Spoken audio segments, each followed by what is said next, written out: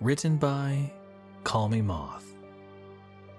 I moved into this house about 10 years ago. Things have been kinda weird from the very beginning, but lately I'm beginning to get scared for the first time. At first sight, the house looks completely normal. It's clean, for the most part. Things are organized and nothing obviously creepy can be seen. But stand in silence for long enough, and it's like the house forgets you're there and opens up. It might start with a creaking board or popping sound in a wall somewhere. Over time, a faint buzzing sound will become just loud enough that you're never sure that you're really hearing it. And that's just during the day. At night, you'll begin to hear scraping sounds like someone trying to claw their way through the floor from below, and the crunchy sound of someone walking on broken glass. These are just a few of the things I've gotten used to over the years. You might think I'm crazy for saying this, but if that's as bad as it got, I'd be perfectly fine staying here. But it got worse. The first night things went too far, I was asleep in bed. It had been an unremarkable day except for an unusually bad storm. The rain came down in heavy sheets that the wind caught and whipped around violently, causing minor damage and taking out the power for the rest of the night. A small battery-powered fan whooshed the air on the nightstand, and a steady buzzing sound faintly filled the air. I'm not sure how long I had been asleep, but at some point I was dreaming that I was being held down by a crowd. The dream began to feel more real than any dream I've had before, and I remember it woke me up. The realization of it being a dream was so relieving.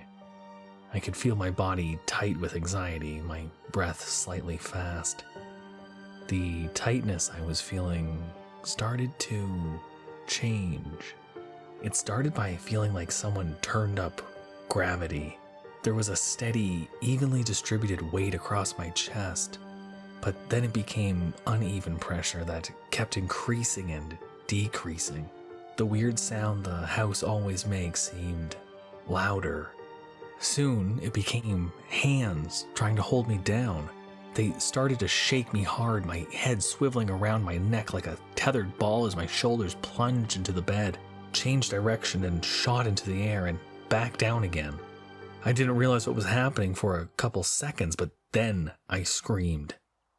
That's when the hands disappeared and the sounds quieted.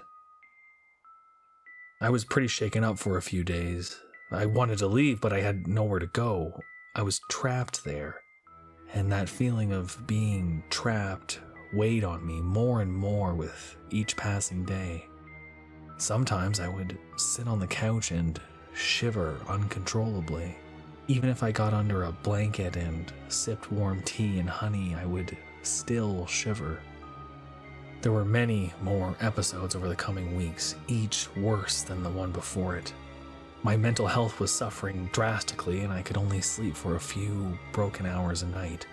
It seemed like the house had gone to the next level in our relationship. A few weeks after the first incident, I again woke up in the middle of the night. This time it was what I can only describe as sleep paralysis. I couldn't move. I awoke in pitch black darkness, buzzing sounds and creaking boards and howling winds and rain.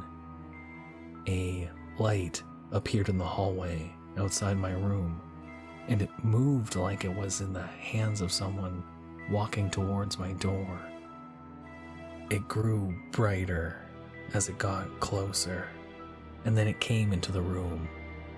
It came to rest 2 feet directly above my chest. I struggled to move, but I could not. From the corner of my eyes, I saw shadows begin to move, climbing the walls in unnatural ways. They weren't the shadows of any physical object I've ever seen. The light grew brighter, as did the shadows. They grew larger and more menacing. The bed began to shift around below me, rocking my limp body back and forth. There was also a strange smell, some kind of chemical that reminded me of bleach and strawberries. The bed started to shake. The light grew brighter and brighter until my vision was overwhelmed and all I could see was white. The noises had grown so loud that my ears were ringing. I was laying there in awful pain, unable to do anything to help myself. I couldn't scream, I could only see. Some unseen force lifted me into a seated position, floating no more than a few inches over the bed. Slowly, the feeling of weightlessness.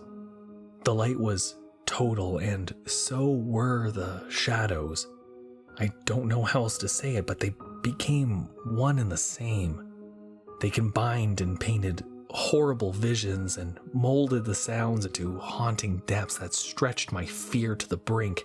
I was no longer part of this world. I was somewhere else, where I felt my insignificance so deeply, and my fear so completely that I will never be the same. I've had a lot of questions lately. The kind of questions that I realize probably mean I'm insane. I feel like I'm not real, that this isn't real. That I'm not saying this and you're not hearing this.